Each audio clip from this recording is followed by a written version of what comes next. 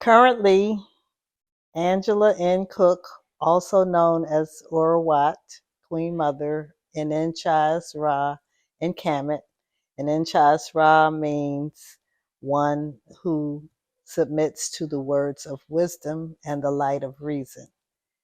Along the way, I had another name at one point, Akinyi Amare. I traveled to East Africa at one point, and they gave me the name Akinyi, and I took Amare as the last name of my son's deceased father. 72 years young. I turned 72 on March 3rd, just a couple of weeks ago. Not like 52.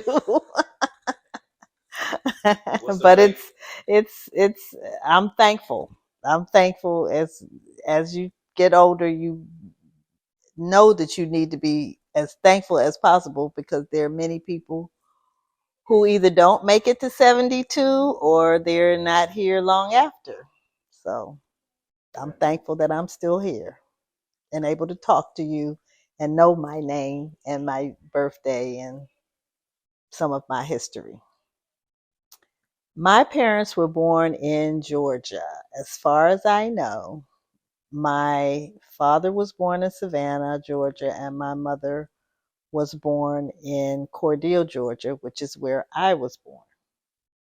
And she had family from Americus, Georgia, and my father's father was from Sumter, South Carolina. Yes, the knowledge that I have is that they were in the South, in the deep South. They grew up in segregation, and blacks couldn't go to school the same way other people, European, England, white people could. And so my father's family, as the youngest of four, sent him to where my mother was in Cordele because there was a Presbyterian school that he was able to attend. But he was very difficult because he was poor. They didn't have money. They just had money for the school. So he didn't have a lot of clothes.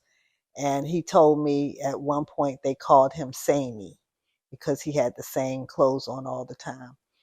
My grandmother went to a Baptist school, and that was called Hosi Cobb, but I'm not recalling the name of the school my parents went to. But it was a Presbyterian school that was run by black people for the black people because there weren't public schools, or at least decent public schools that black people could go to.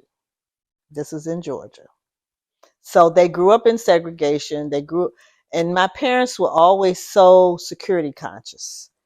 Having to have alarm on their house and concerned about somebody coming in. And my person attributed that to the fact that in those days, white people could come in your house and pull you out and lynch you for any old nothing. That was why Martin Luther King went, people said, well, he didn't like segregation, and that's why they were doing all the sit-ins and the marches and everything. But a lot of it had to do with the lynchings that were going on.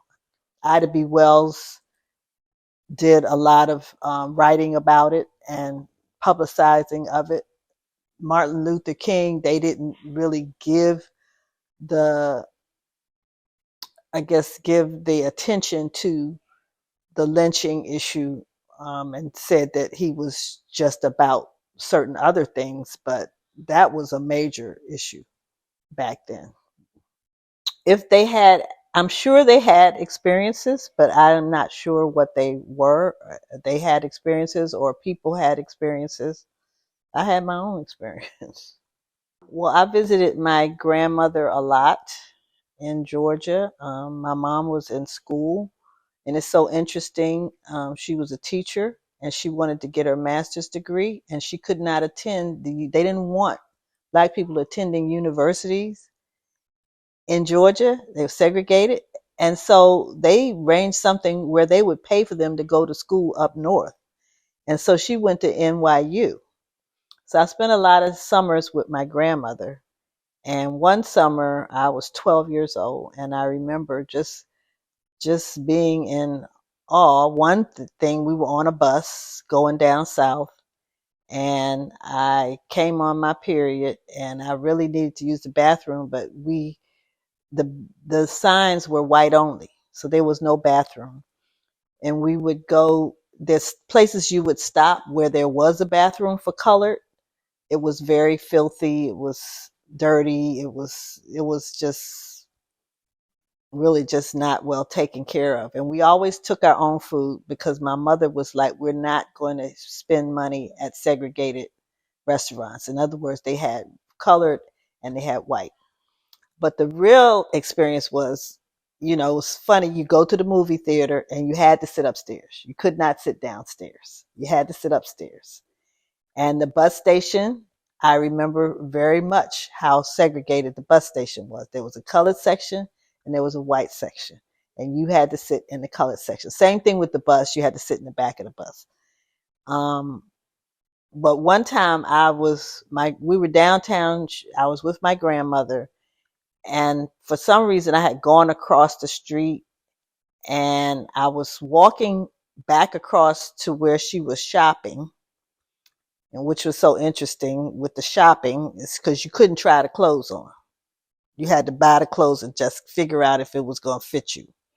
But anyway, I was walking across the street, and this white girl, was driving a station wagon, and I wasn't going across the street fast enough, and she acted like she was going to ram me over and yelled out of her car, "Black B." This is in Georgia when I was 12 years old. I was living in DC. So this was when I would go to my grandmother in the summer. So it was foreign to me to have to sit upstairs in the movie I don't recall in DC, being in DC, I don't recall the level of discrimination that I experienced in Georgia. And so that's why I'm thinking it sticks out in my mind, just certain things that went on when I was growing up. When I was in Georgia, we ate breakfast, we ate dinner in the middle of the day, and you ate supper at night. And they closed up everything at night because that was, I think, when a lot of the lynchings. Like my grandmother had a bathroom added onto her house. When I first started going there, she had an outhouse, and you had to go outside. But she had a bathroom added onto her house. But the thing is, at night, you couldn't go out there. She would lock it up, and you had to use something called a slop jar at night. So you really wanted to try to go to the bathroom before it got late. But, you know, it is, my great grandmother was there. They raised chickens and ducks. I used to see my great grandmother, she wrang the chicken's neck and the duck's neck, and then she would pluck the feathers. And my grandmother had a wooden stove, wood burning stove, and they had, cast iron. And then she eventually got a modern kitchen. But like I said, my grandmother was a teacher, and so she had a probably a better salary than some places. But she always called her home, Cordele, the watermelon capital and the pecan Egypt. And she had pecan trees, and they would come around with watermelons, truckloads of watermelons and cantaloupe. And you can get the cantaloupe 3 for a quarter or a dime a piece. And the watermelon was like 50 cents, 25 cents. It was heaven, you know, down there. So it was like a white metal container, and you could put a top over it. And she would put Lysol in the bottom of it. And then if you had to use the bathroom, and usually it would be number one, you wouldn't do number two in there, but if you had to, you could.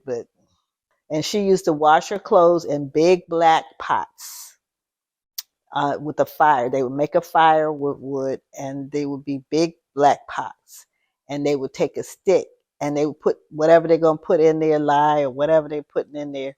They had a stick to stir them, and then they would take the stick and put it into the rinse pot and stir it around in the rinse pot, and then wring them out and put them in a pan, and then hang them up on the line. And then her next door neighbor, I'll never forget, her name was Easter May. And Easter May would take a bath in a big silver like tin tub right outside. I grew up mainly in DC. I went my first year of school in Georgia, and then the second grade I went to John Burroughs Elementary School here, which is still here in DC. And I recall my father graduated from Howard in 1958. So I was about 6 years old, and that's when I came back to stay in DC and go to the second grade when he finished Howard. So my first year, he was finishing his degree in architecture at Howard. And my mother had already finished school and she was working for the federal government, but she had already finished a degree at Fort Valley State in Fort Valley, Georgia. When my father went to Howard, yeah. And we lived on Girard Street. Well, my mother always tells a story that she was down in Georgia initially, but then her grandmother told her there's a whole lot of pretty girls that go to Howard, so you better get your butt back to up to DC. So she got a job, I think, at the Navy Yard or something before she started teaching. She eventually started teaching and commuted to Baltimore to teach initially before she got in DCPS. Well, I don't remember a lot. I just remember going to John Burroughs in the second grade. I remember graduating in the sixth grade. It was the teachers were mostly white. The children were, mixed, but I would say majority black. I remember my sixth grade teacher was a white man. I remember I had a great fourth and fifth grade. I can't remember if this lady was the fourth or the fifth grade, but I remember learning geography and being amazed at how many children now don't understand world geography. But they really taught us U.S. and world geography in elementary school. But DC, there was this whole thing about nuclear war and the standoff between. We used to have to do drills and get up under our desk like that was going to do something. But we did drills to get up under our desk because of the threat of nuclear war and, just interesting. It was an interesting situation. But DC, it was just like I said, I was around black people. I went to church and with my parents, and their friends were black, and like I said, they were pretty conscious because they would not let me watch Amos and Andy because those were white people with black face. They would not allow that. I could watch Howdy Doody. I remember Howdy Doody time as growing up, and doing things like ballet and piano and stuff like that. The DC itself, I don't really remember too much until the riots. And then when Martin Luther King was killed, I was in the 11th grade and we were supposed to have our junior prom and it got canceled, and the National Guard was camped out in the back of Coolidge where I was at school. But that's what I'm saying. I don't remember it so much before that. I mean, I guess I was around most of my parents' friends and remember going to church and stuff like that. And I would describe my childhood as always longing for my cousins who were all in Georgia and longing for siblings because I was the only child and I never, I had to accept that, but that wasn't, people used to say, oh, you get everything you want, all your attention. And I was like, that's not necessarily true, but it's not even worth it. not having siblings. So I do remember my mother had a miscarriage, and that was and I was probably 11 or 12 at that time. And that was pretty tough for her and me because I was with her all day that day. And then they sent me to somebody else's house across the street, one of her friends who's now deceased. And as a matter of fact, the lady lived down the street and across the street, and eventually she moved across the street from where my mother lives now. But she's been deceased for many, many years now.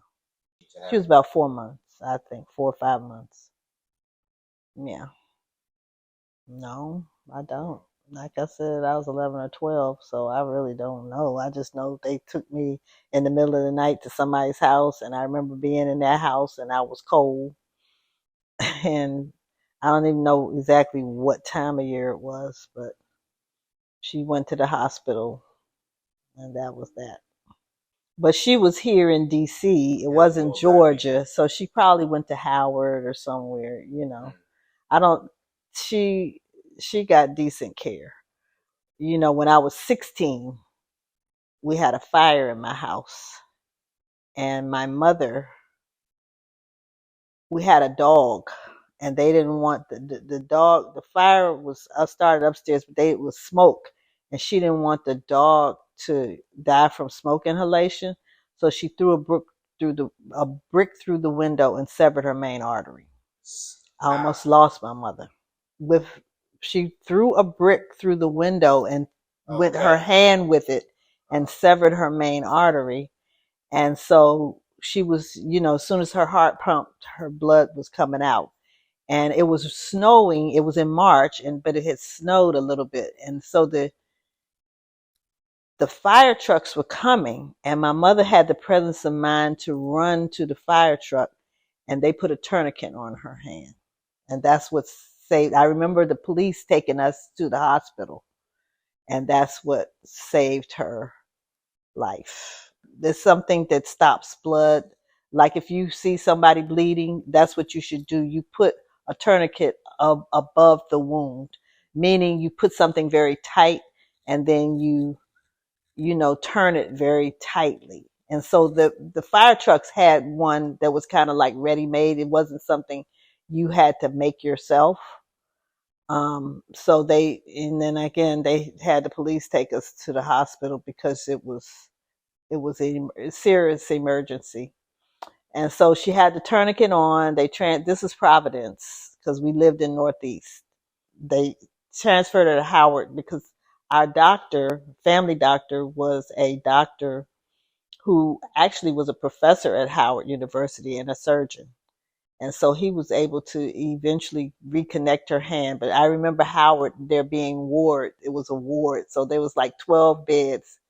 And the most ill person had the first bed. And she was in the first bed after they did the surgery.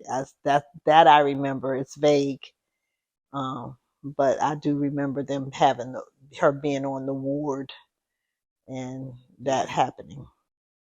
I don't know. It could be. I mean, I don't know. I have other reasons.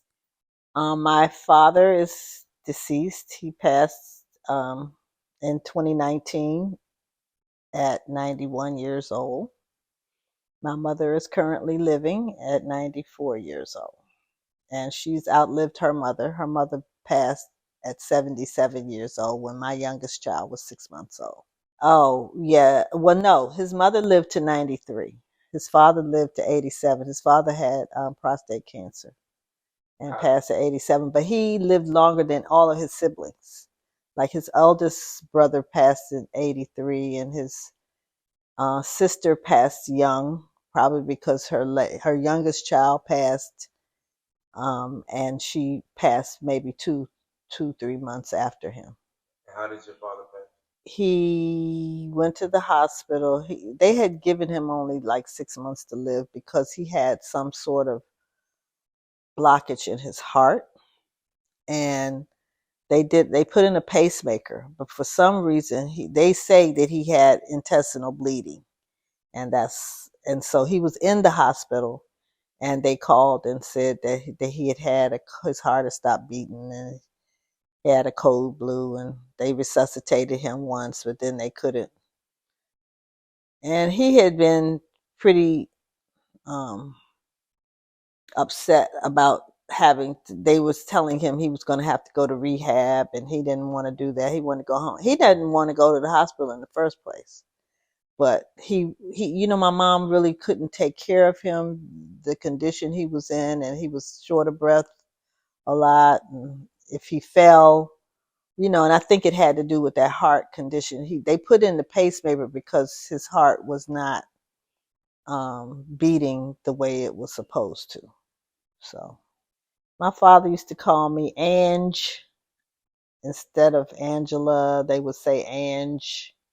And my first name, people would mess that up. That's why I didn't use it. It was Vida, Vida, Vida, meaning life. But people would say Vida, Vida, but my mother gave me that name. But again, I didn't like it because people messed it up all the time. So did you change your name either? No, I just stopped using the Vida, and it's Vida Angela Nelson. It's how I was born. But I just stopped using that and just used Angela because it was easy and people knew how to say it. I don't remember what my GPA was. I wasn't like a valedictorian or anything. I mean, see, when I was growing up in DC, they had like tracks. And so I was in the high level track always. I remember liking science when I was in middle school.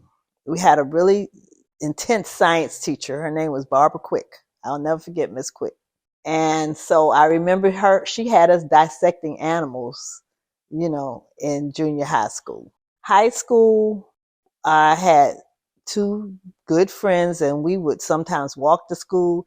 It would take 3 buses for us to go from Riggs Park to Coolidge.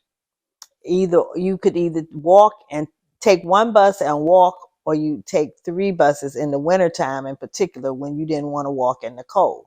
And then when it was spring or summer, we would leave like 8 o'clock because school didn't start till 9. And then we sometimes would walk to school, which was about 3 miles. It was like beef stuff going on. It was beefs between Decatur Street, between Riggs Park, but I wasn't really involved with that. But it was, you knew, like if Coolidge was going to pay Roosevelt, that was another one. That would be an issue sometimes. Just that's kind of stuff was in the background. For me, I was busy singing in the choir. I was in the citywide choir. Again, I was busy with church activities. I did have to deal uh, being around white people with church activities, which I didn't particularly care for.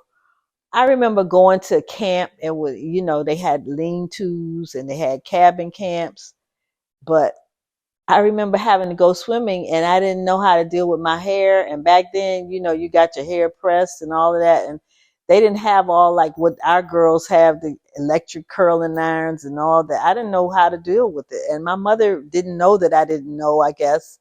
And I remember just being mortified having to deal with not really knowing how to deal with my hair and white people looking at me like I'm crazy. And it was different. It was uncomfortable. It was supposed to be Christian camp, but it was not comfortable to me. I remember not being comfortable because of that. And I remember going to camp at Bethany Beach, and this one was at Port Deposit, Maryland. This camp where I had to go swimming and I couldn't deal with my hair. And then I came home and my mother was like, well, what happened? Like, well, you didn't, I never knew how to deal with my hair. I always went to the hairdresser. They always dealt with my hair. So that was interesting. But in high school, it was just regular going to games and, like I said, different activities. And You had your little friends that you run around with. You have certain teachers that you could get over with. And I remember reading The Catcher in the Rye. And that's one of the banned books now, I think. It was an interesting book. It's pretty well known book about some boy, and there's probably some cursing in it. I don't even remember what it was about, but I just remember that book was like startling to me that we could actually have that book and read it. And I also remember and that was a white teacher, and I remember my high school math teacher, Miss McCannon or something like that was her name. And she, we were learning like high level algebra and stuff like that in her class. And I remember her being, pretty strict, but she was serious. Later on in life, I realized how she was very serious about making sure that we learned well. No, not particularly. I would say, just average. Like I said, I had my friends I ran around with, and I wasn't into bourgeoisie. I think it had to do with clothes and hair, that kind of stuff. Back then, I was in high school in the 60s. I graduated in 69. So I started in 66 because it was 10th, 11th, and 12th then. You did 7, 8, and 9, junior high, and then you went to high school, 10th, 11th, and 12th. And so if you had 19s, back then $19 was a lot for a pair of shoes. And that was the craze to have some 19s. And they still have them today. But back then, for somebody 15, 16, that's a lot of money for parents to spend. And my parents weren't into that. So I remember getting some 19s at some point. I don't remember, but everybody, if you had the 19s on, if you had the cute girl look, in terms of the clothes and the hair, then that was what made people popular. If you were a cheerleader, that kind of thing. Did you play any sports? I also wore braces. That was not popular back then. At some point braces became the thing, but back then, no, it was not. So I had braces until I don't know if I got them off when they started when I was 15. I probably got them off by 16 or 17. I don't remember. I think I had them off before I graduated. Of course. And how long did they last? I don't know. I remember 14. I had a boyfriend. He's still living. He didn't even go to regular school. He went to private school. We call it Woody Prep. And so his name was Greg. That was the first boyfriend. And then I had another boyfriend. Gosh, I could see his face. I'm trying to remember his name. But he knew the first one, Tommy. Tommy was his name. And actually, my mother was friends with their mothers, but I didn't know that till later on. They were in some club together. I think they might at least went to the same school. They were different age though, because Tommy couldn't take me to my prom because he was away in school. So I went to the prom with somebody who liked me at the time. And he eventually worked with Kima. He became a lawyer. Longer than that. Longer than that. I mean, I was with Tommy for a while. But then, when I went away to school, it was kind of like. That's how it ended. Probably. I remember he was away, then I went away, and then it was kind of like, well, we don't need to. When I was in high school too, I was goody two shoes. I didn't have sex. I wasn't into that. Of course they tried, but my mother had me scared to death because I lived near St. Anne Infant Home, and that's where they would send pregnant girls, and I lived not far from there. So my mother was like, "You get pregnant, you going to St. Anne's." I knew where it was. I don't think she took me there, but I knew where it was. And you could, I mean, I know where it is now. It's right off of Eastern Avenue, but it was a stone's throw from where I lived. Absolutely. But it was so many. It was 400 and some graduated. That was huge. Yeah.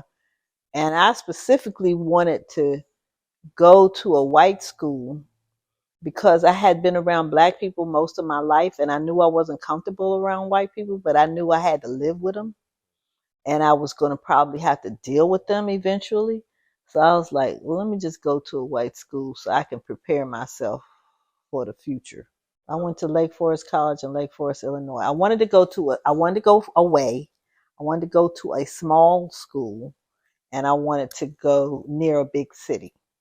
And that's what I was admitted to different schools. I mean, I admitted to schools in Ohio, Indiana, Earlham in Richmond, Indiana.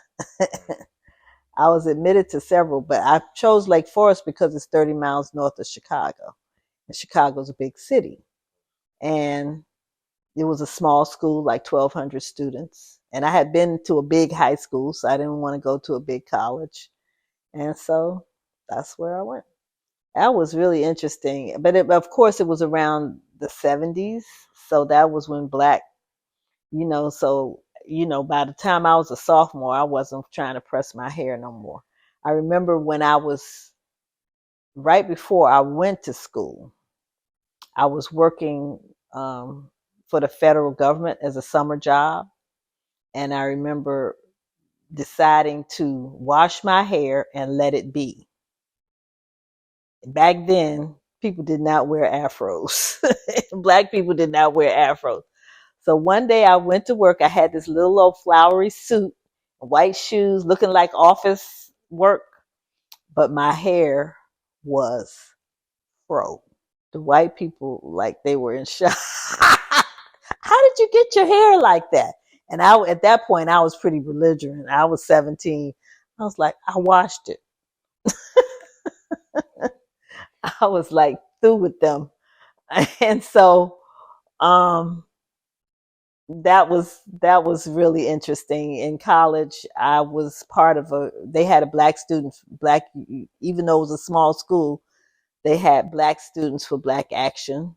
And I was part of that. And then I became a part of an organization that is still here in DC today called Black Seeds. Black Seeds actually came out of that experience when I was a senior in college in 1973. That was the year Fred Hampton was assassinated in Chicago, which was not far. And that was pretty riveting. And then I had also done a world tour and been out of the United States and really saw how other people lived. And that was when I decided I wasn't going to live a Western life. Well, I mean, people were up in arms. A lot of the people I went to college with, they were into Black Panther. No, these are black people that I went to college with that had Black Panther tendencies or, wanted to be Black Panthers. And so these were people that were part of the Black student organization. They might have even gone to Chicago from time to time. And some of them might have been from Chicago. I don't remember now too much. But some of my friends at the time and people that I graduated with started Black Seeds. They decided to have it in DC. They were going to either do it in New Orleans or DC. And then DC had a more support in DC because a lot of the families these were people who were from DC. No, it was a small amount, but because it was a small college, everybody knew everybody. And so some people were into, revolutionary, let's do something about our plight, help black people. And then some people were to themselves and going with the status quo. But I was more kind of in between until I went on World Campus Afloat, and I was gone for 3 months. I also went to Europe that year. I was 20 years old, and right before my 21st birthday. And I just got a different perspective on life, period, period, period. No, from all of the whole experience. When I went to Europe, we went to Germany, Switzerland, and France. I went with my mother and my grandmother on a church trip. and the Berlin Wall was still up, and we actually went into communist Germany, and that was really interesting situation. Going to Switzerland, just being on the cable cars, being up above 40,000 feet above the valley, and just, it's just different experiences. And then coming down in nature, in the little bitty cable cars, and France, seeing the Eiffel Tower and all that kind of stuff, that was interesting. But then when I went on World Campus Afloat, that was like, that blows your mind. Because that was 6 continents and 13 countries and on a ship. Well, there was several shifts during my lifetime. When King was assassinated, I told you I was in the 11th grade. And then Robert Kennedy was assassinated. And I remember, I think he was before King, and I might have been in the 8th grade, but that was like devastating to Black people. And then King was assassinated. That was devastating. And like I told you, the riots were happening. I wasn't around the riots, but everybody was afraid to go out, and you couldn't go anywhere. There was curfew. There was this, that, and the other. It was Chocolate City, mostly. DC was Chocolate City. Nothing like it is now. Now it's vanilla. Vanilla with a little chocolate. Well, with a lot of chocolate in certain areas. The shifts in terms of, just Blacks' consciousness in the 70s, Ebony and Jet, people were sporting fros. By the time I was a sophomore, I told my mother I'm not pressing my hair anymore. And so I did it for her my Christmas, sophomore Christmas. And then after that, I was like, I'm not pressing my hair no more. And I didn't. That was so foreign to them. That's not how they grew up. You were colored, and then eventually you became a Negro, and then eventually, people were calling each other Black. That was like, huh. The Tarzan was around out, even though they were conscious of the whole Negro white cracker thing, but it was still, we've come so far to be integrated. It was about integration. There was segregation, and they wanted to be integrated. In order to be integrated, you had to have a certain way that you looked and functioned. So when in Rome, do as the Romans. There were a number of people who went that. There were people who went back after they had did that, but then there were some people who never went back to doing it. It wasn't like now where people can wear their hair bald, they could wear their hair locks. It wasn't like that, but just even being able to be comfortable in your skin and not caring what those other people, the others, thought about it, and not caring about what some of your bourgeoisie Black people thought about it. Well, at the time, it was like products of the time, in that, of course, eventually Malcolm X was slain. So it was a product of the time, but of course, back then it was questionable about the FBI and the CIA, being involved with these kinds of things, as they were in Africa. Eventually, these things had to come out that, they killed Kennedy for economic reasons, and King for economic reasons, mainly because they were talking about doing certain economic things that were going to hurt the the corporate people, the people with money, like subsidies.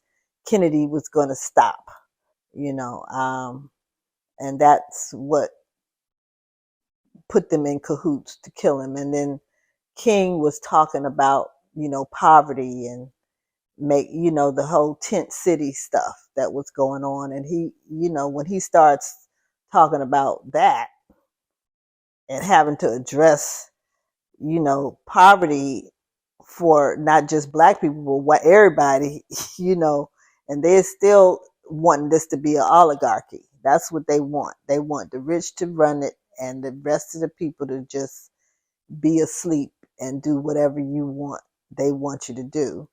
I'm not in that. I mean, we're all kind of like stuck in that rut. But again, after I went on my trip and came back, that was when I said, we changed the name of the Black Students for Black Action to African Students for African Liberation, because we knew that Africa was being um, colonized, raped, all of that, exploited. Yeah, so that's what we changed. But then again, I had a metamorphosis of, I don't want to live the status quo. And I don't think I did. Okay, well, they were religious in that they went to church, read the Bible, said prayers. My grandmother was Baptist, and I remember going to Baptist church and how I remember them dunking people. It was like my father was Presbyterian, so my mother became Presbyterian. And so they didn't do that kind of stuff. Like when they baptized people, they kind of like sprinkle water on them. But in the Baptist church, you got dunked in the under the water, and that was interesting to me. And then they would kind of like, later on I realized, like, my grandmothers, the Baptists, they were more into, like, they would get into trance because of the way they would do certain things. They would stomp their feet and they would chant. I'm calling it chanting. That's not what they called it, but they would be going, nah.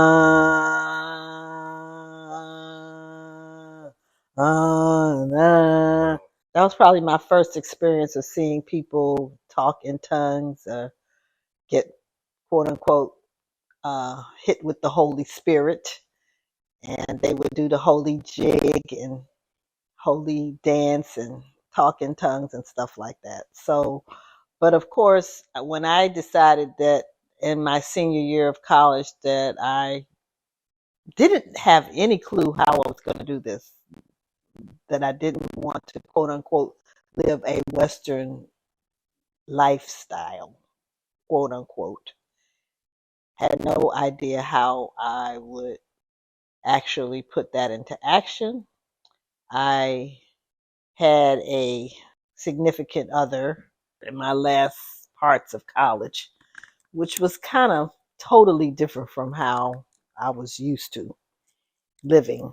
And I spent time with that person, and actually, they had a serious Native American background in Wisconsin, but he dealt substances.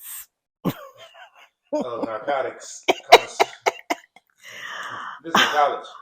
This is my last year of college. I met this brother when I went to visit somebody in Madison, Wisconsin, and we kind of got together and kind of liked each other, but he dealt drugs, and that was definitely not something I was used to. But I liked him, but that part was not me. So we kind of kicked it for a while, and I stayed in Milwaukee after I graduated. My parents were having a fit, but then I really came to my senses and came home, because I'm like, I'm not staying up here. And this guy is doing that kind of stuff, and it can't do anything but lead to a poor end. So I came back home, and they were happy about that. That summer after I graduated, I was in a church camp. I was working at the church camp. And I recall having applied to law school. I took the LSAT and I was admitted to Howard. And I just didn't go. I don't know. It just was in my head that I wanted to go to Atlanta and Emory, and I got waitlisted. And I was just like, I'm not going. I don't feel like going.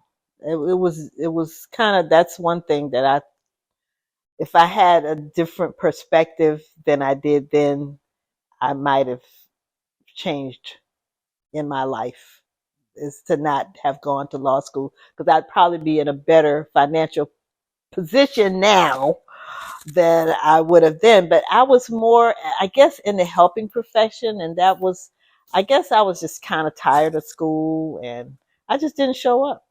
I mean, it was kind of crazy at the time, but I So, could have also been under certain influences because I remember going to Atlanta and we did some things that I would not have done. I would not do now. That freaked me out. Anyway, I just know I freaked out and I was like, I'm not doing that anymore. And I met Sunday Moo's father, and he was the one that really helped me see how I could live a different way lifestyle. This is after I graduated and came home. Like I said, the fall I was supposed to go to law school, but I just didn't go. I didn't show up. So I was kind of like didn't have anything to do. So I said I'm gonna get a job, and I think I got a job at the hospital. Got a job at Friesman as a it was called Howard Hospital was called Freedman's Hospital, and I got a job as a unit secretary. And so he worked at a bookstore called Drum and Spear, which was about 14th and it was it was between Harvard and Columbia. I don't remember exactly. It was 14th and something.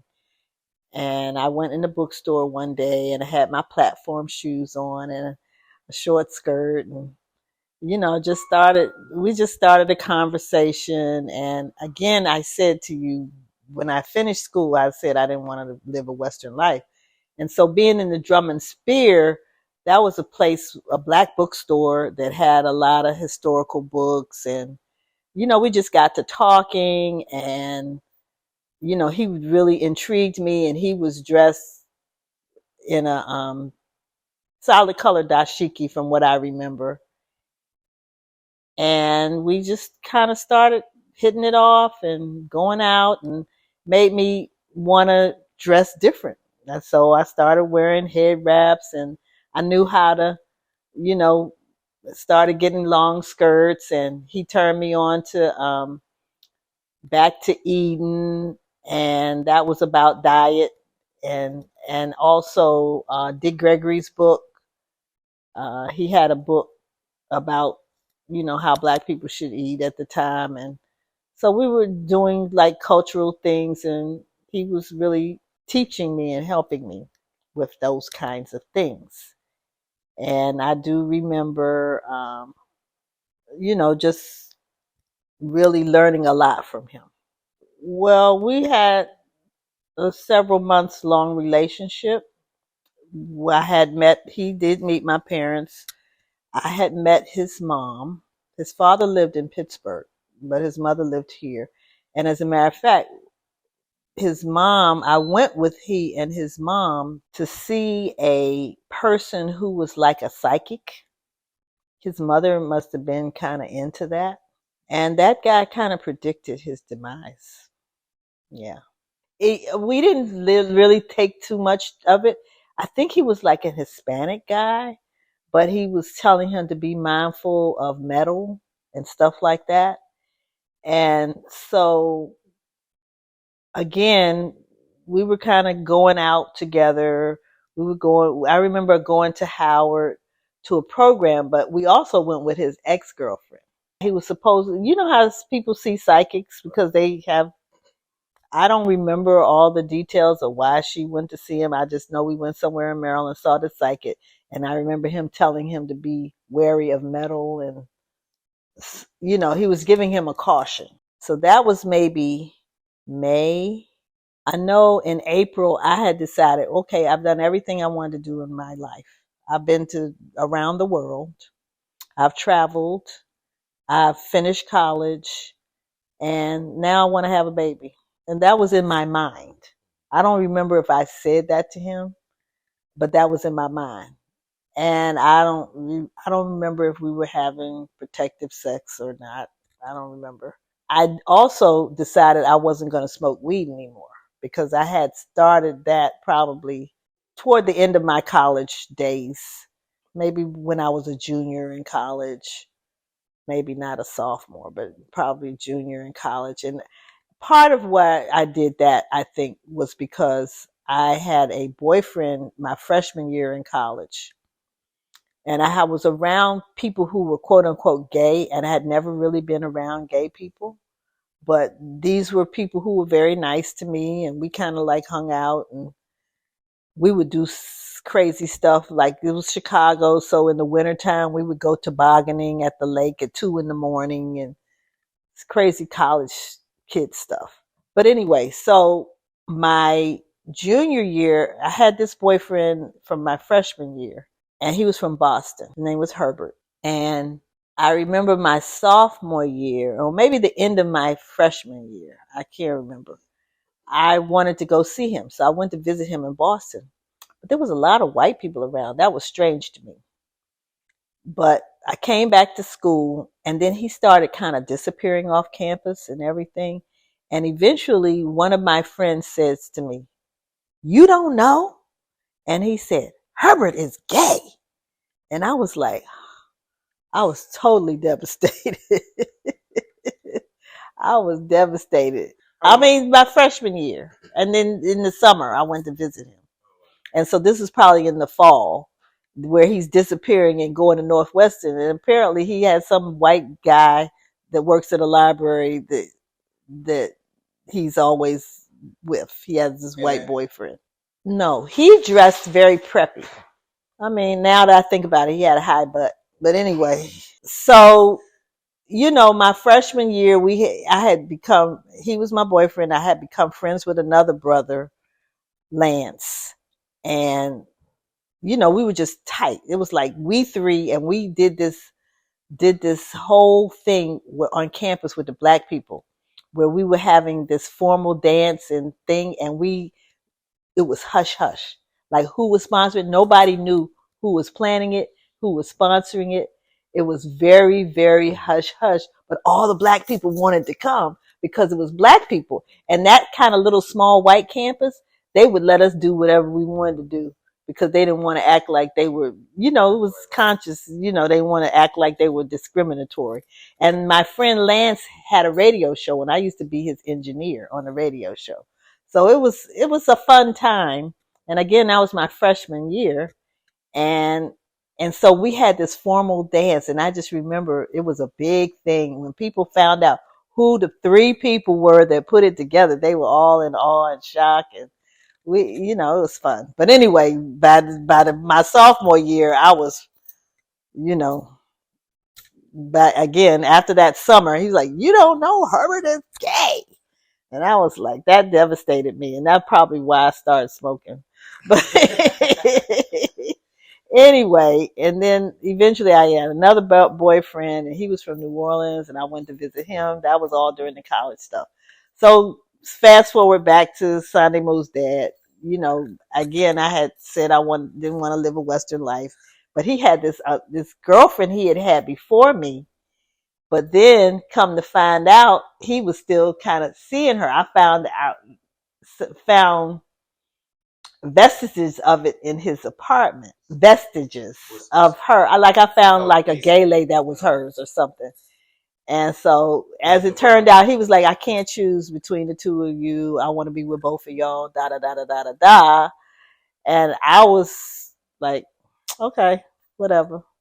And so we all went together to this show at Howard, and we were all preparing, like she was going to get married first because they were together first, and then we were going to all get married, and that was going to be, I was okay with that as long as I had my time with him. But then June 8th, 1974, I was throwing a party for a friend who was since later became maid of honor in my wedding, but I was really good friends with her. We went to college together. Her name was Marion Bird, but it's now since then my aunt married. He didn't show up to the party, and I didn't know what had happened. And eventually one of his friends and the other woman, Joy Hooks, came to the house where the party was and said he had been hit by a car and died. So we went to the hospital. His mother was there. We were there. I did not. He was in the ER. The mother asked, "Did we want to see him?" I said I didn't want to see him. I didn't want to see him like that. And the reason I didn't was because I had remembered seeing my aunt when I was 15. A favorite aunt of mine that died of breast cancer, and I didn't want. I saw her in the cast thing, and I couldn't get it out of my head. So I didn't want to see him. I wanted to remember him alive, and not hooked up to tubes and stuff. So then the mother came back eventually and told us he had died. And so the sister and I, we both kind of like both had to broke down. And he was 24 years old. And at the time I didn't know I was pregnant. I found out the next month in July. So she and I went to the funeral together. It was a big funeral. It was at a funeral home that no longer exists. It was at John T. Ryan's funeral home. It was on 12th Street Northeast, where your Uncle Gary's funeral was. But anyway, it was a lot of people. We kind of went in together and sat in the back, but it was pretty tough. And then I found out I was pregnant. And I had an aunt who had 7 children, my father's only sister, my only biological aunt. And she sent me some stuff and just really supported me. My grandmother was kind of good. My mother was like, do you really want to keep it or not? And at that time, I think abortion was legal. Like when I was in high school, it wasn't legal. And like I was telling you, I had a friend who had had an illegal abortion, and that made me not ever want to do anything like that because she was scared to death. I was 16, and she let me know after it had happened that her parents had money and she got pregnant, and they had to blindfold her and take her somewhere with people somewhere to get it to have it. No, it was somewhere. I don't know if it was DC or Maryland, it was somewhere in the area, but she couldn't see where she went, and the parents didn't know. They just turned her over to who could do it for the money that they were paying. So it was probably a doctor that did it. I mean, she survived it. She's okay. She's still living now. Yeah, she was, like I said, she was terrified, and I was like, terrified for her and with her because she was a close friend at the time, and she wouldn't have told me if she hadn't been a close friend because it was illegal, and it would have really been a problem for her parents had anybody found out. I remember just her telling me, I don't remember the details of it, but I just remember being very frightened for her, very compassionate about what she had had to go through, and just really feeling like it was, you know, unfair. First of all, I said I'm not going to do nothing that I could get pregnant. And second of all, I just, at that point, I didn't believe in abortion, but I never believed in it. But I always thought that people should have a choice in it. I didn't believe in it for me, but I thought people should have a choice. And now, her parents chose and she chose, and that was their choice, and that they should have the right to make that choice. His name was Jack Edward Henderson, but he changed his name to Anwar Mare before he passed. Yeah, as a matter of fact, after he passed, we went to his apartment, and he had something pasted on the mirror, said, "Fast and meditate 7 days to the mystic ghost of Om." I will never forget that. It was pasted up on his mirror in the bathroom. Fast and meditate 7 days to the mystic ghost of Om. And my grandmother was my grandmother was living with my mother. I had him at 22. So my parents were living in Northeast, where I had grown up and gone to junior high and high school. They were living in Riggs Park.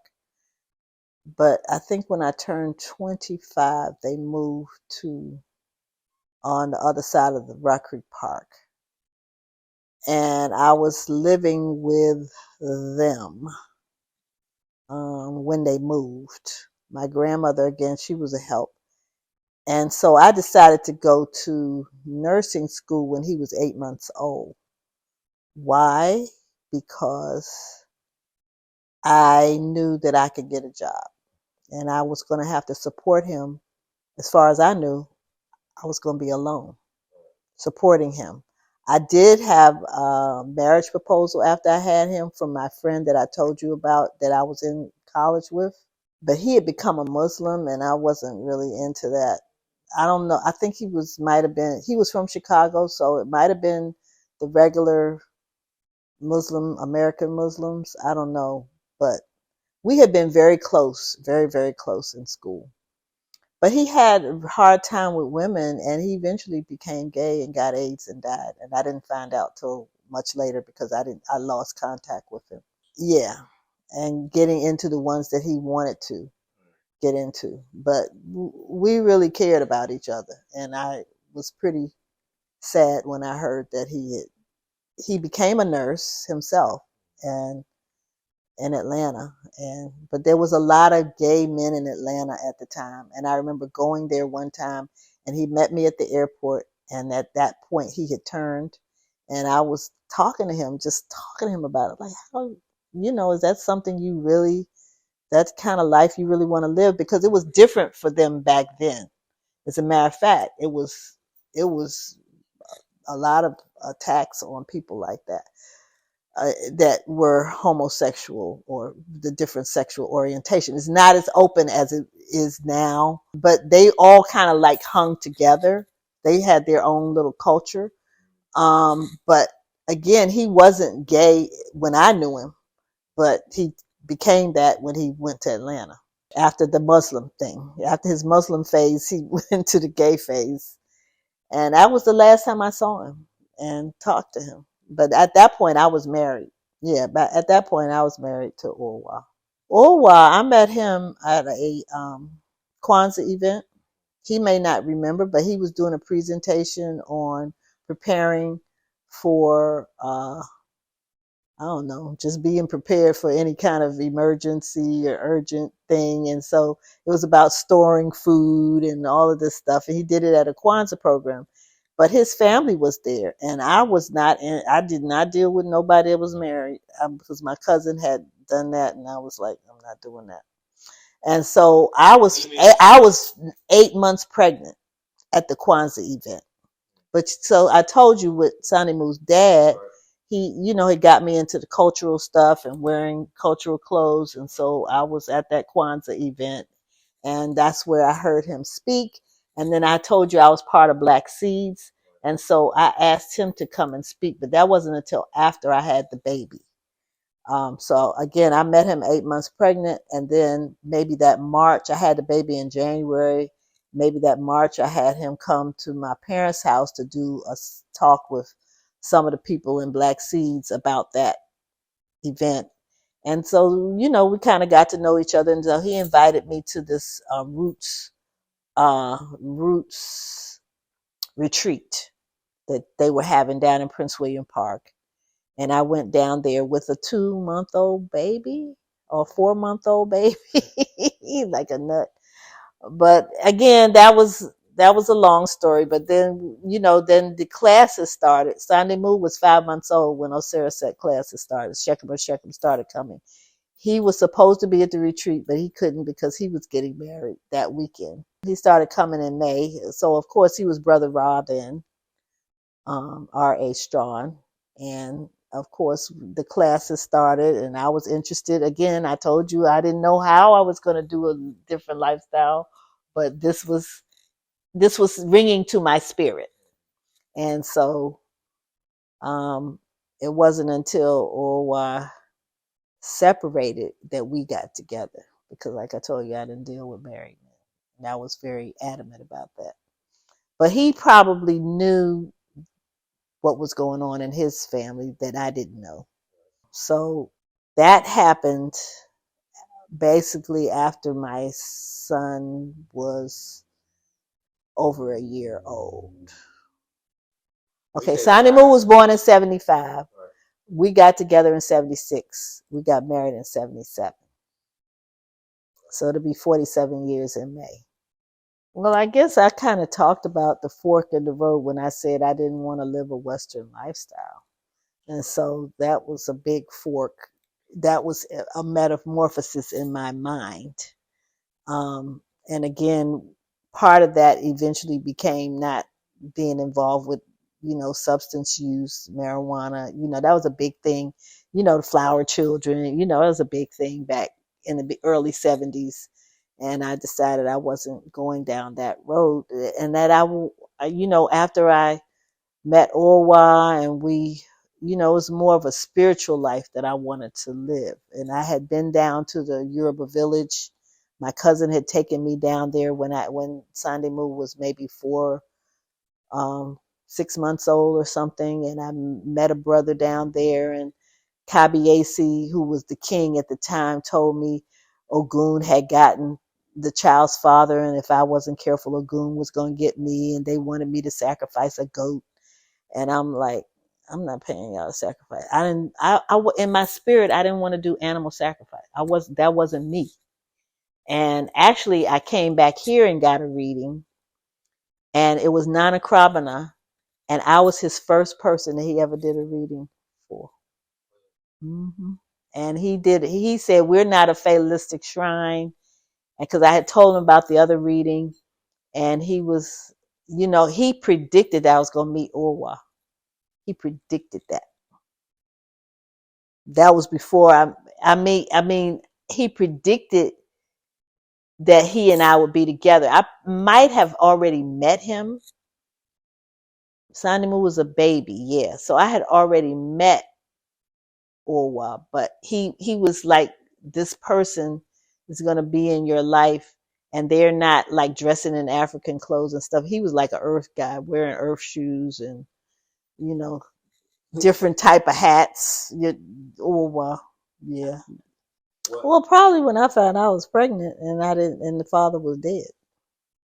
That was I wasn't quote unquote getting in trouble, but it was like I didn't know what I was gonna do. I didn't know how I was gonna manage that. I just knew I wanted to keep the baby, but I didn't know how I was going to, take care. I was pretty distraught. I didn't have any spiritual tools that kept me, to be. And as a matter of fact, my doctor, family doctor, the same one that had stitched up my mom was still my doctor, and he was like, if you don't, you're going to have an ulcer if you don't, you know get yourself together. You're not going to even be able to have this baby. You're going to be sick.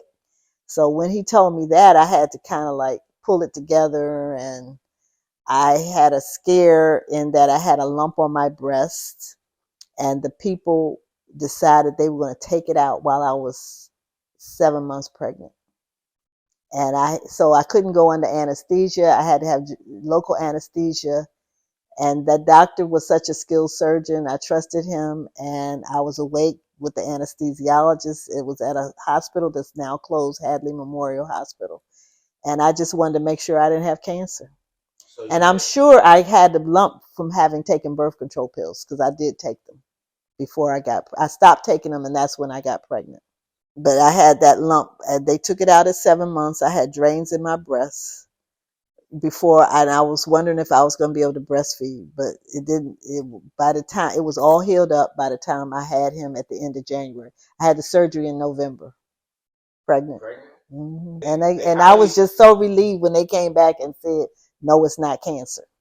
It was a fatty. Even when the doctor took it out, he said, oh, this is a fatty cyst, but they still had to test it and make sure it wasn't cancerous. So, but trouble, I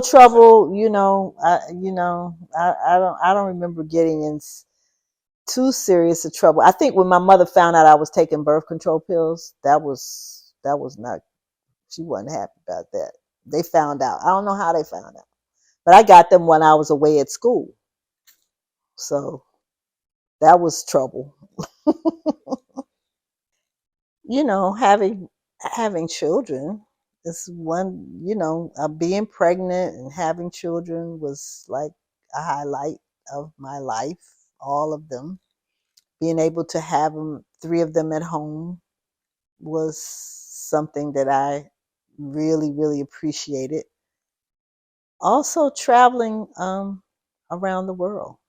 Just going to different places. I remember being in Djibouti, in North Africa, and it was dark and it was pitch black, but the stars looked like you could reach up and touch them. And I remember having on this dress my mother had bought me back from Mexico. And it was late at night. I don't remember who I was with, probably some indigenous people.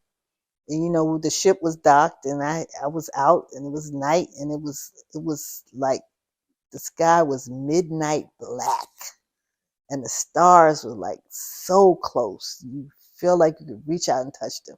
So that was a memory, a striking memory, and it was so peaceful. And then I went to Sri Lanka, which used to be Ceylon, and I remember going to a place called Kandy, and they had rice paddies, and it was so lush and green. It was just amazing. It was like something out of a storybook, and I remember that being so riveting.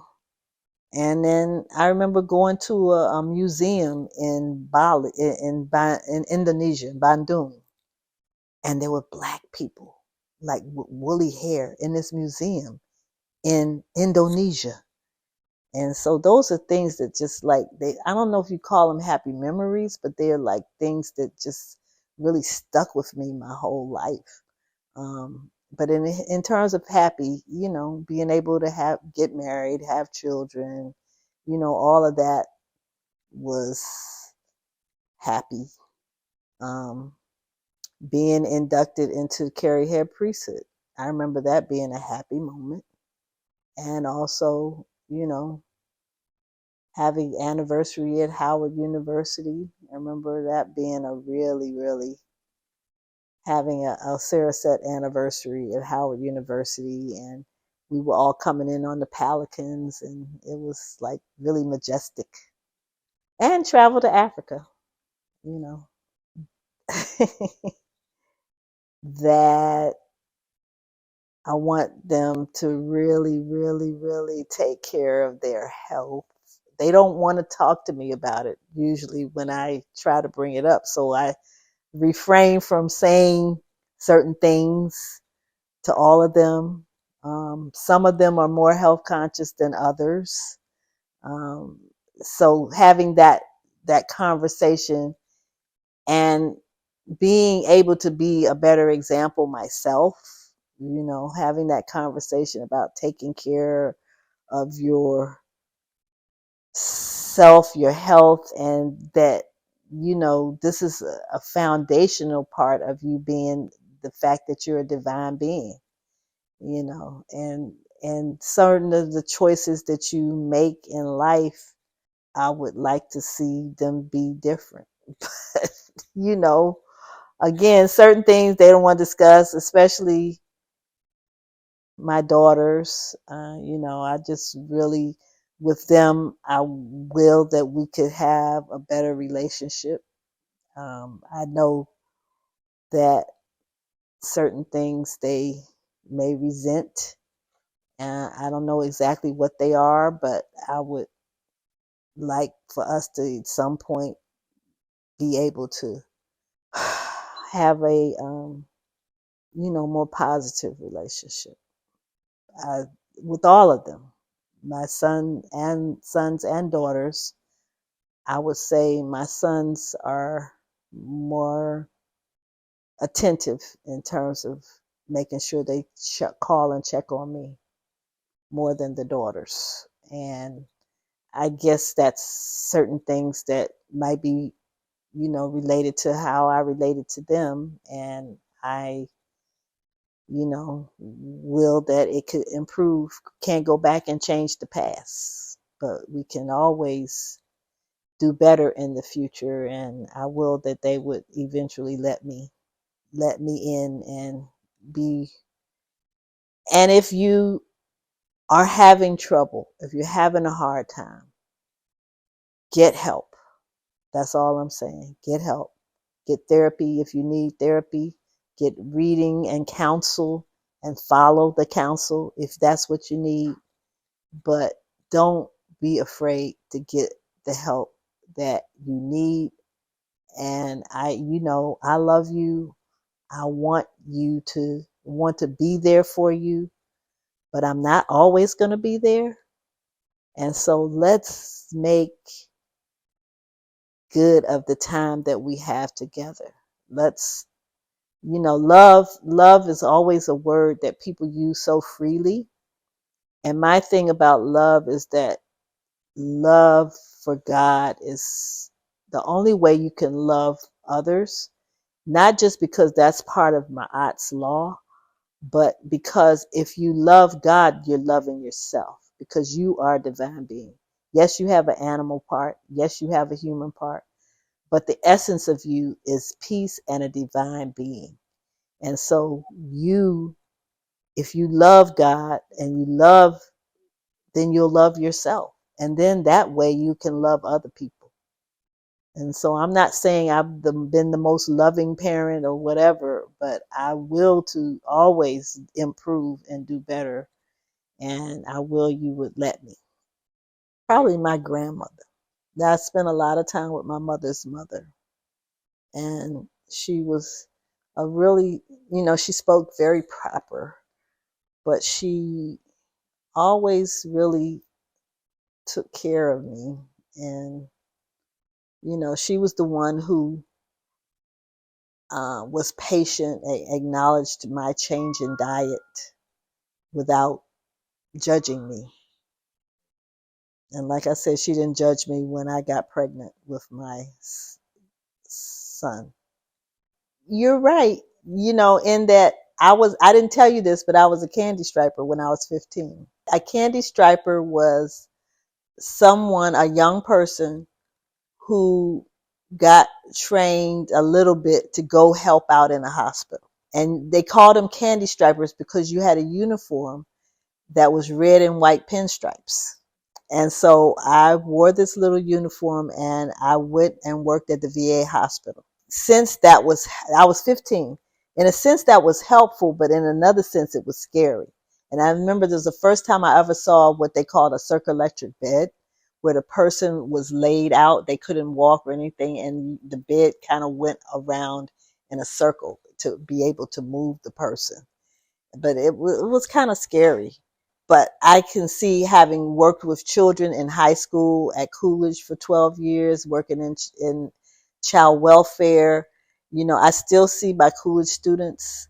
And so I say, it did make a difference, even though they think school nursing isn't. I did a lot of classes. I did a lot of one-on-one counseling with young people. All of them knew I was vegan. Some of them come to Sinbad now and eat vegan, so I would say I would, if I'm thinking about my destiny. I have a second hexagram, the receptive, as my I Ching destiny. And I also have a Geb part of my destiny, which is health and healing and other things. But so I would say that part helped me to fulfill my destiny. Although I also had Tahuti. So if I had become a lawyer, it might have worked out. But like I said, I would probably be better off financially. Again, not having being okay. One thing I would like them to out. One biggest regret is not being more financially savvy. I, there are certain financial decisions that were made when I was younger or as an adult that could have put me in a better position. Like, we don't own our home, but we should by now. We should have. We bought it in 1984. This is kind of crazy.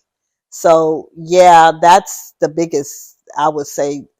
I encourage young people now to do whatever you can to be more financially secure. Um, there's all kinds of ways now for people to do that.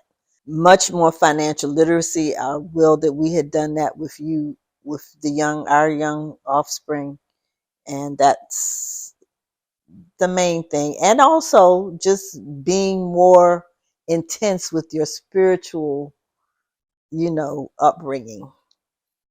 The most right now is we didn't have communication the way you do now. We didn't have GPS. We didn't have cell phone.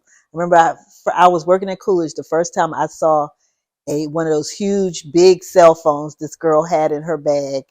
And then I got another student who had, and that was like 1995, and he had like a Nokia cell phone. Just being able to walk down the street and talk on the phone, or seeing people being able to FaceTime you. I mean, that was not happening when I was growing up, and being able to communicate and get to places, just even, I traveled the world, but most people didn't do that. I mean, most people did not, and I only did it because somebody I knew had done it. My friend's sister did it, and my friend and I said we were going to do it, but then she did, her path took her a different way, but she gave me a wonderful send off party. This is the same friend who I had that traumatic experience. Yes, she is, and we're not as close as we were back then, but I could call her up and talk to her. I know how to talk to her. She's busy. She's a caregiver like I am now. What am I most proud of? I would say most appreciative of learning about spiritual culture, learning about the science of spiritual culture, and knowing that I'm a divine being, and being able to impart that and counsel others as a queen mother. That is really important, being recognized as a queen mother in Africa, and being able to help other people, when they are having issues. I mean, I've had people from different points in my life, young people, reach out to me when they're needing assistance, and I'm really thankful, not so much proud, but thankful that I'm able to have some ability to do that. Uh, two other things is being able to bring babies into the world as a birth assistant. I started birth assisting when Sakira was a baby. I was there when Sumer, I believe, was Sumer. I was there with Aima. They made me deliver Aima. He's like a godson. His mother did the first interview that you did. And Aima, they kind of made me deliver her, and she was born with a veil over her face. That means part of the placenta was over her face. That's what that means. But then Alma and Aima and Amor Menkum, and Amor Menkum, I was able to be there when she had her daughter. That was really special. And so being able to be with people in labor and delivery, that's something that I'm proud and appreciative of. Those were part of my quote unquote profession in terms of birth assisting with people. Certain things about our diet just being that I could have done differently, that I didn't know, when I first became a vegan. So certain things about that.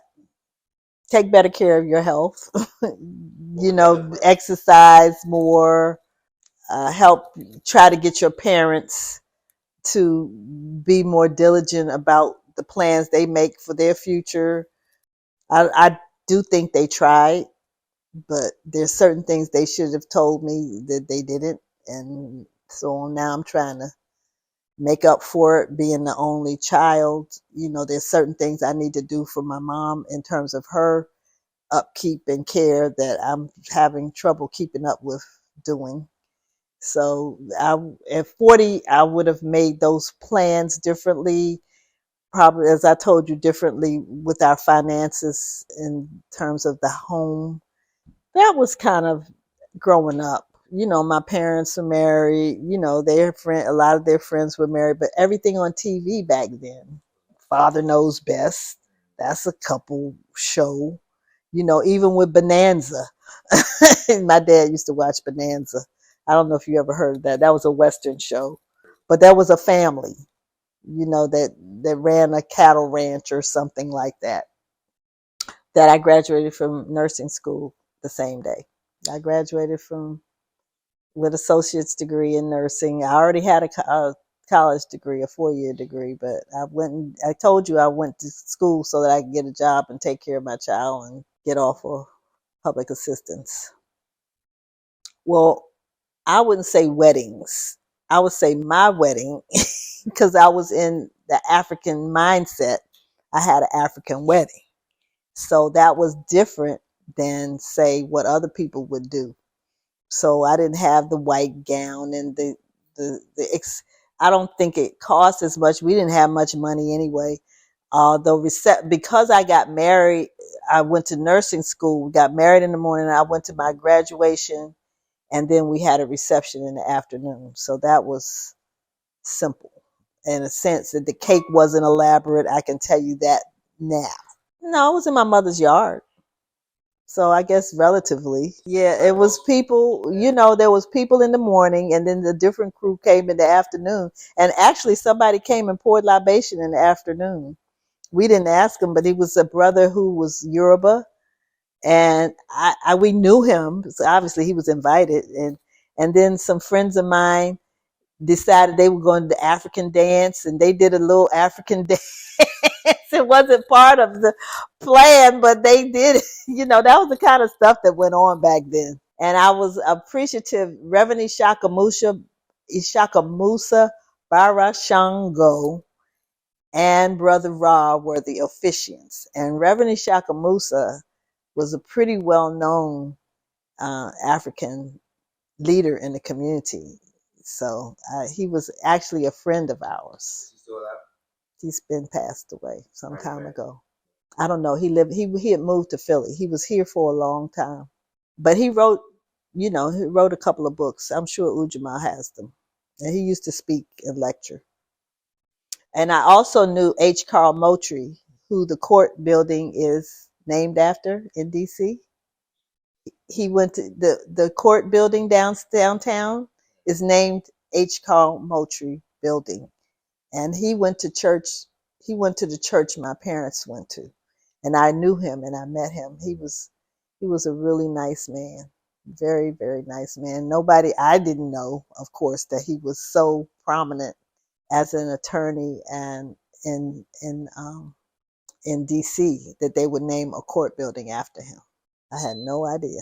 More time for study, less time for entertainment,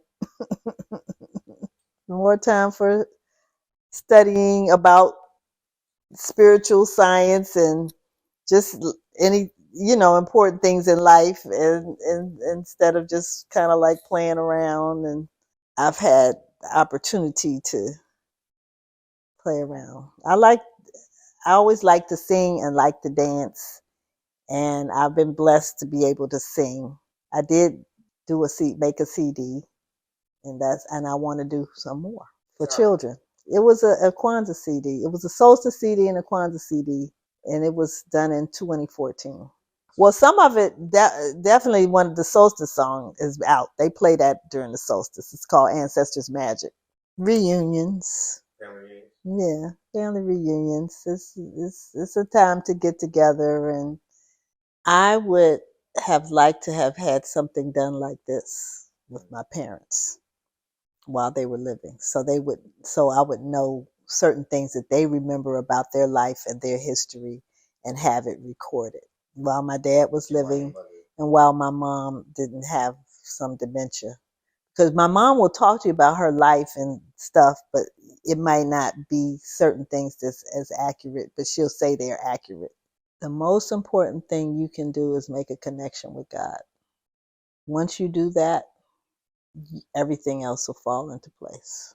The most important thing you can do is make a connection, keep a connection with God, with the divine presence, the divine intelligence that is part of you, that is who you are. And we come here with certain aspects of our being and our brain awake, but we have to get to that frontal lobe.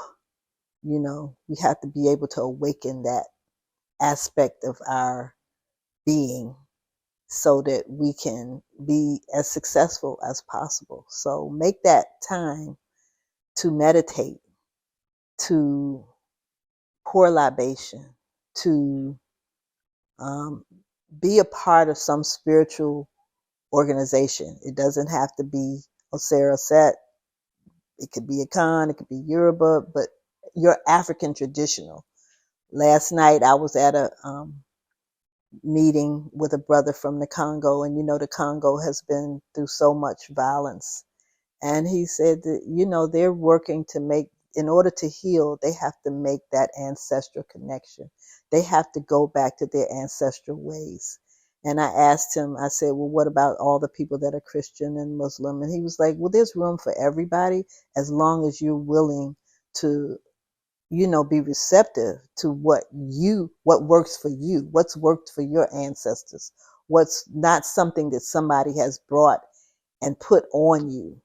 And the fact that everything in life is one, that we are one with the land, we're one with the sky, we're made up of all the different elements, water, air, earth, fire, metal. We have, our body is mainly water, but we have all kinds of minerals in our body. In order for our cells to work, we're a chemically made being.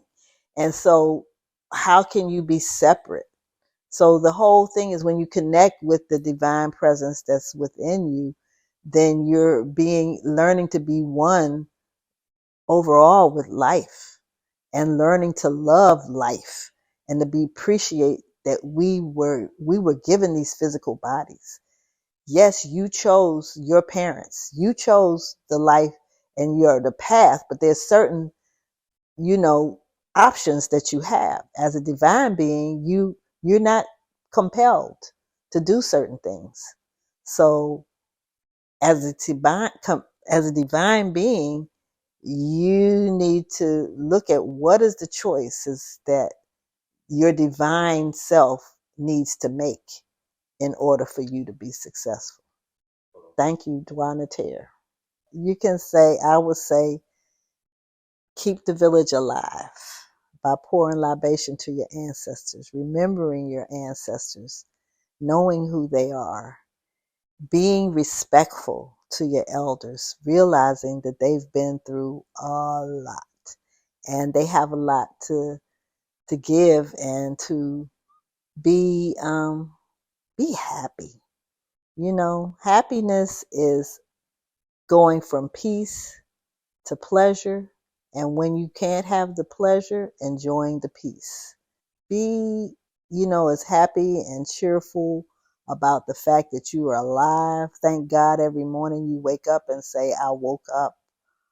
Thank you for all of the growth experiences that are along with the moments of relaxation, and just really appreciate one another while you're alive.